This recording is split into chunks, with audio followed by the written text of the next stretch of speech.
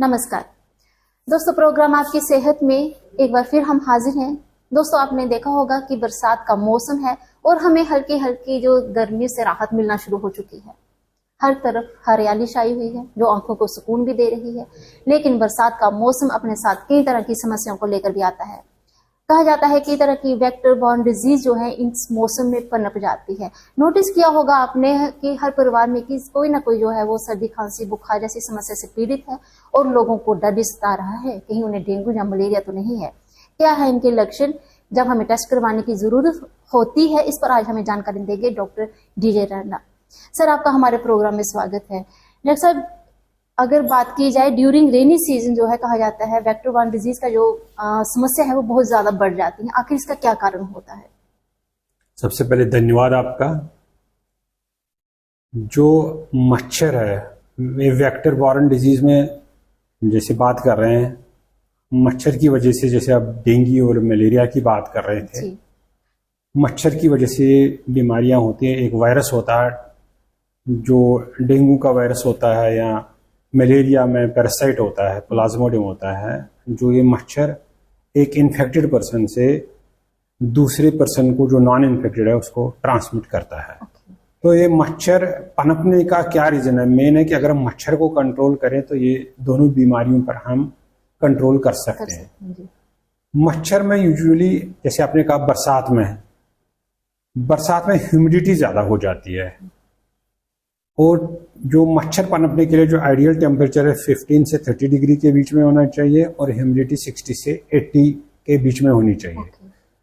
तो ये दोनों कंडीशंस इसमें हैं। इस मौसम में मिल तो जाती है। इसलिए मानसून या बरसात का ये या पेरी मानसून सीजन जो है, इसमें मच्छर पनपता है, इसकी मच्छर की डेंसिटी बढ़ जाती है और ये डेंगू और मलेरिया को एक पेशेंट से दूसरे पेशेंट में ले जाता है। ओके, पनपने का उससे मौसम मिलता है, उनके लिए एक अच्छा इन्वायरमेंट होता है। सर, मलेरिया की अगर बात की जाए तो हमारे देश में वैसे जो एंडेमिक स्टेज पर है, फिर भी इससे बचना बहुत जरूरी है और बच हम तभी सकते हैं जब हमें जानकारी होगी। हम आपसे विस्तार से जानना चाहते हैं कि जैसे परिवार में कोई ना कोई सदस्य जो है वो इन्हीं लक्षणों के साथ बीमार है और कहीं ना कहीं उनके मन में शंका भी होती है कि हमें कहीं मलेरिया तो नहीं, हमें कहीं डेंगू का बुखार तो नहीं है। सर, क्या ऐसे लक्षण देखे, रेड फ्लैग्स क्या है कि हमें मलेरिया या फिर डेंगू का हमें टेस्ट करवाना होगा?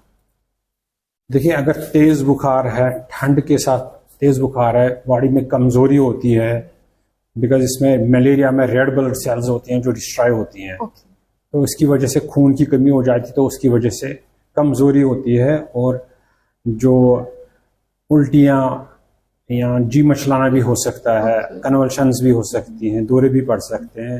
यूजुअली मलेरिया के लक्षण हैं। तो डेंगू में 3 प्रकार का जो है स्पेक्ट्रम है। एक क्लासिकल डेंगू फीवर है, फिर 2 सीवियर फॉर्म्स भी है, dengue shock syndrome and dengue haemorrhagic fever. Classical dengue fever में यूजुअली फ्रंटल हेड होती है, जो सिर का फ्रंट वाला पोर्शन है माथे का, उसमें हेडेक होती है और रिट्रो ऑर्बिटल पेन है। जो आईबॉल्स के पीछे है दर्द होती है, जो आईबॉल्स के हिलाने से वो ज्यादा दर्द होती है। इसके अलावा शरीर में दर्दें, जोड़ों में भी दर्दें होती है, जी मचलाना इसमें भी होता है, उल्टियां भी हो सकती हैं और बॉडी में रैश भी हो सकते हैं। ये डेंगू क्लासिकल फीवर जो माइल्डर फॉर्म है और 95% of patients dengue classical fever के होते हैं। तो 5% पेशेंट जो होते हैं वो सीवियर फॉर्म की तरफ जाते हैं, जैसे डेंगू हेमरेजिक फीवर या डेंगू शॉक सिंड्रोम। जो डेंगू हेमरेजिक फीवर में क्या होता है, जो मैंने आपसे लक्षण डिस्कस किए डेंगू के, उनके अलावा इसमें मसोड़ों या नाक से खून बहना या उल्टियों के साथ खून आना या ब्लैक मोशन जैसे स्टूल्स के साथ खून आना वो हो सकते हैं। और पेटिचियल हेमरेज, जो स्किन पर छोटे छोटे हेमरेजेस होते हैं उनको पेटिचियल हेमरेज वो भी हो सकती है इसमें। तो इसके अलावा जो डेंगू शॉक सिंड्रोम है वो सबसे सीवियर फॉर्म है। उसमें जैसे मैंने डेंगू क्लासिकल फीवर के सिम्टम्स, उसके अलावा पेशेंट का पल्स वीक हो जाता है, बीपी फॉल डाउन हो जाता है, लिम्स कोल्ड क्लामी हो जाती है, जैसे हाथ पैर ठंडे पड़ जाते हैं, बाजू या टांगे भी ठंडी पड़ जाती हैं और पेशेंट फिर शॉक में जाता है, पेशेंट बेहोश हो जाता है एंड इवन अगर सीवियर फॉर्म ट्रीटमेंट नहीं हुआ, सही इलाज नहीं हुआ, तो पेशेंट की डेथ भी हो सकती है। सर, आपने कहा कि 95% जो लोग हैं वो ठीक हो जाते हैं, 5% लोगों में समस्या जो है वो हो सकती है। मलेरिया या डेंगू की जो गाइडलाइन है, ट्रीटमेंट मोडेलिटीज हैं, वो क्या है सर? होम लेवल पे इसे ट्रीट किया जाता है?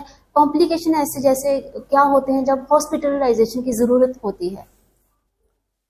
देखिए, मलेरिया में ट्रीटमेंट अवेलेबल है, क्लोरोक्विन, प्राइमाक्विन या एक एसीटी ट्रीटमेंट है जो अवेलेबल है, और जो प्रॉपरली ली जाए तो मलेरिया का पूरा ट्रीटमेंट हो जाता है। तो हाँ, अगर किसी शाम के टाइम या कोई इनएक्सेसिबल एरिया है जब पेशेंट नहीं पहुंच पाता, तो उस टाइम वो एक टैबलेट पैरास्टामोल की एज ए फर्स्ट एड खा सकता है, या ठंडी पट्टियां, जो ठंडी पट्टियां नहीं कह सकते, नलके के पानी की टिपिड स्पॉन्जिंग कहते हैं उसको, लो टेम्परेचर नहीं होना, उसकी पट्टियां कर सकते हैं, और फिर as soon as possible doctor के पास जाके इसका इलाज कराया जा सकता है। तो डेंगू की ज्यादा बात हो रही है आजकल जी। तो डेंगू में मेनली सपोर्टिव ट्रीटमेंट है, बिकॉज इसका कोई स्पेसिफिक ट्रीटमेंट नहीं, वायरस के अगेंस्ट ट्रीटमेंट किया जाता है, सिम्प्टोमेटिक ट्रीटमेंट है।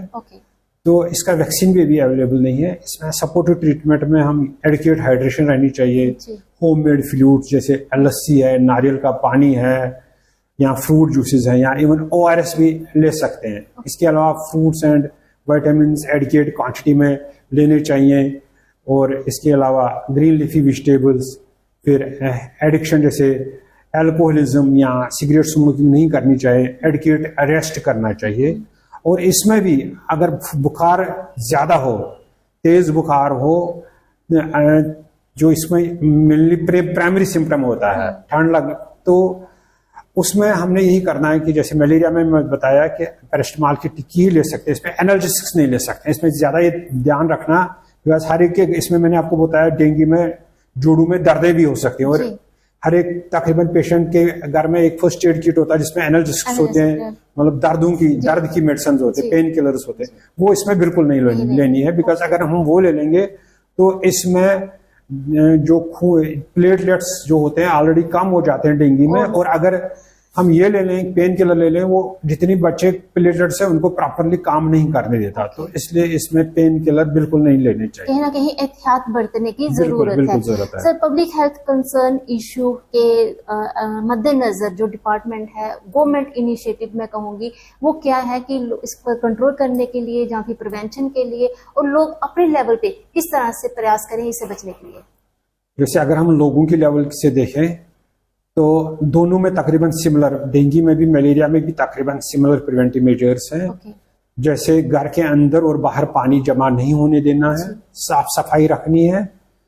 तो जैसे घर से बाहर निकलें तो ट्राउजर्स पहनने जो टांगों को कवर करें, फुल बाजू के कपड़े पहनने, छत के ऊपर नहीं सोना, छत के ऊपर भी मच्छर काट सकता है। इसके अलावा घर में anti mosquito cream, mosquito repellents, even मच्छरदानी का यूज किया जा सकता है। और इसके अलावा खिड़कियों और दरवाजों पर हमने जालियां लगानी है, और देखना है कि वो जालियां तो लगाई है, लेकिन कुछ बुजुर्ग लोग हैं वो फिर भी दरवाजे खुले रखते हैं, दरवाजे खुले ना रहें।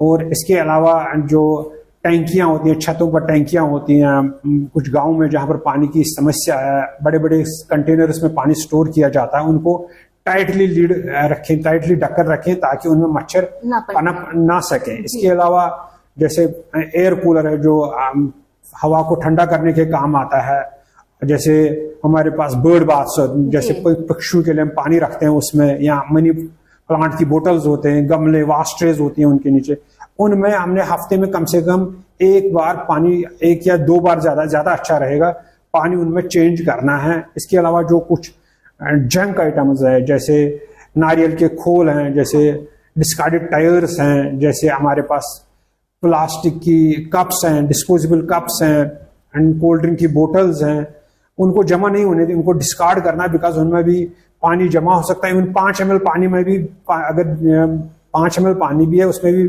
डेंगू का मच्छर पनप सकता है। तो ये प्रिकॉशन रखनी है कि ये नहीं करना है। स्टैंडिंग वाटर जो है वो ब्रीडिंग ग्राउंड बन सकता है, बिल्कुल बन सकता है। बिल्कुल सर, हर साल डिपार्टमेंट में कहीं ना कहीं कोई ना कोई जो सीजनल इन्फ्लुएंजा है वो चैलेंज बनकर आ जाता है।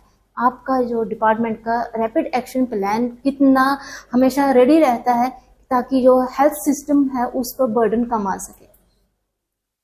देखिए, अगर मैं डेंगू की बात करूं, हमने डेंगू वार्ड्स रखे हैं जी। ठीक है, तो हमने मतलब उसमें बेड्स डिजिग्नेट करे हुए हैं, एडिकेट मेडिसिन अवेलेबल हैं, जो भी हमने सपोर्टिव ट्रीटमेंट मैंने बताई वो अवेलेबल है।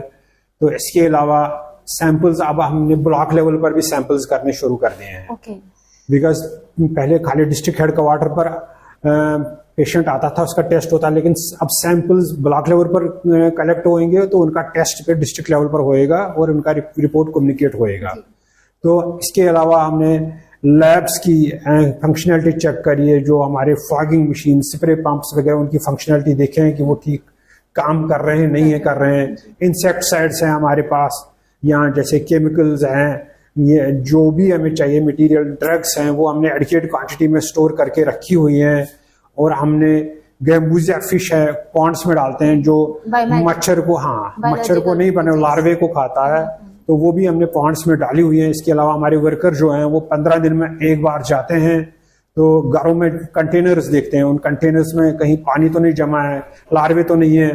तो अगर कहीं कहीं पर लार्वे है भी तो उसमें, और वो नहीं इवैक्यूएट कर सकते, उसमें हम एंटी लार्वल स्प्रे भी कर सकते हैं और उनको डिस्ट्रॉय करते हैं। सर कहीं ना कहीं जो डिपार्टमेंट है उसकी ये एक्टिवनेस है कि जो सिचुएशन है बिल्कुल कंट्रोल में है। बरसात इन दिनों काफी ज्यादा हुई, लेकिन जो सिचुएशन है बिल्कुल कंट्रोल में है।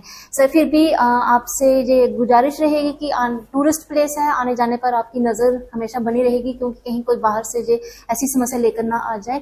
सर आपने हमें महत्वपूर्ण जानकारी दी, आपका बहुत बहुत शुक्रिया। तो दोस्तों डॉक्टर साहब हमें बता रहे थे कि जो इलाज होता है डेंगू का या फिर मलेरिया का, इसका दवाइयों में नहीं है, जानकारी में अधिक है। अपने आसपास हमेशा साफ सफाई बनाए रखें, पानी इकट्ठा ना होने दे, ताकि जो वेक्टर वन डिजीज है उनको पनपने का मौका ना मिल सके। आप खुश रहे, स्वस्थ रहे, इसी लक्ष्य के साथ अगले अंक में फिर हाजिर होंगे।